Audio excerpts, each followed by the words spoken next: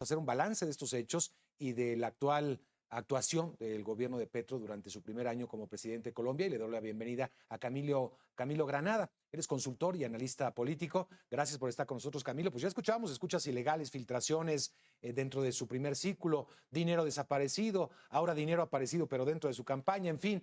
Todo esto ha empañado lo que ha realizado el presidente Gustavo Petro, en tu punto de vista, Camilo.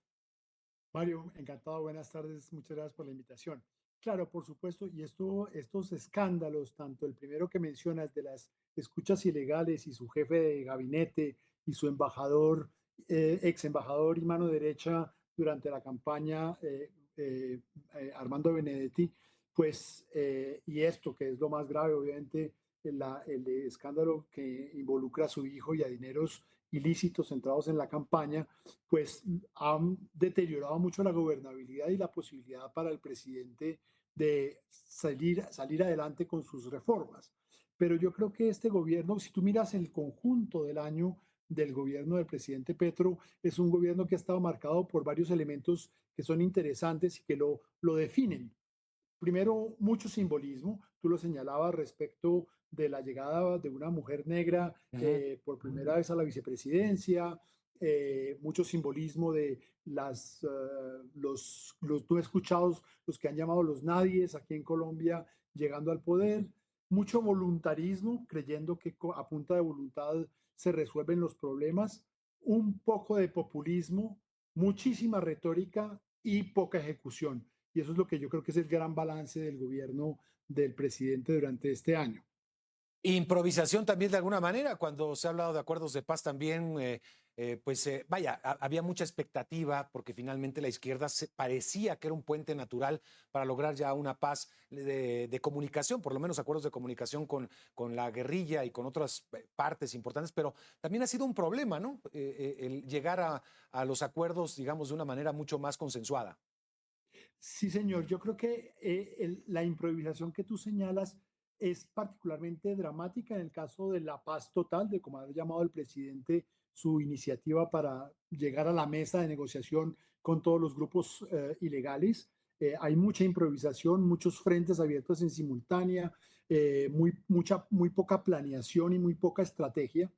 Pero ese problema de improvisación se ha visto en otros sectores que hacen que se vinculan con la poca ejecución que hablábamos hace un momento.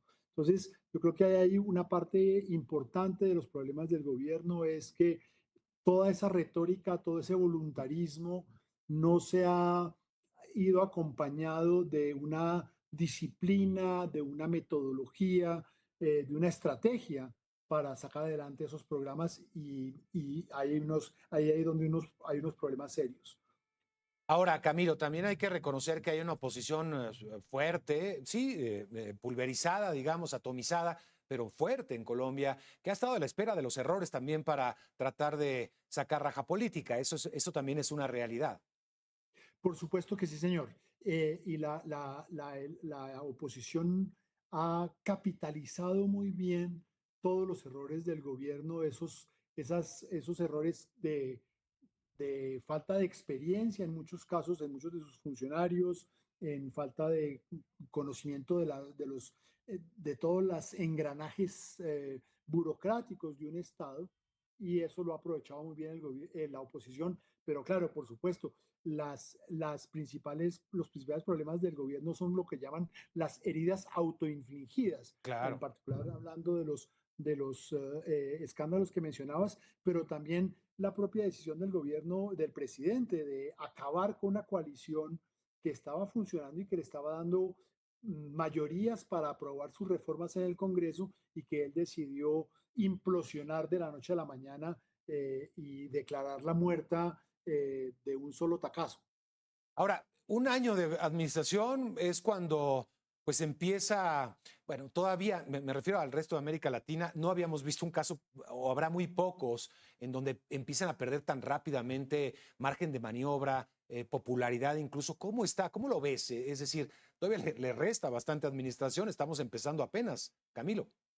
Sí, señor. Sí, Mario, al presidente Petro le quedan todavía 3 largos años de gobierno, en los cuales pues va a ser difícil si no hace un viraje y un cambio de estrategia en lo político y en lo social, va a ser difícil que el presidente pueda seguir avanzando. Yo sí quiero, sin embargo, resaltar un par de cosas que me parecen que el gobierno ha demostrado ser mucho mejor de lo que la gente temía, Ujú. y en particular tiene que ver con el manejo de la economía. Sí, sí. Ha sido respetuoso de la regla fiscal, ha hecho una cosa que ningún gobierno había sido capaz de hacer, que es desmontar los subsidios a la gasolina, que son terriblemente regresivos, pero impopulares.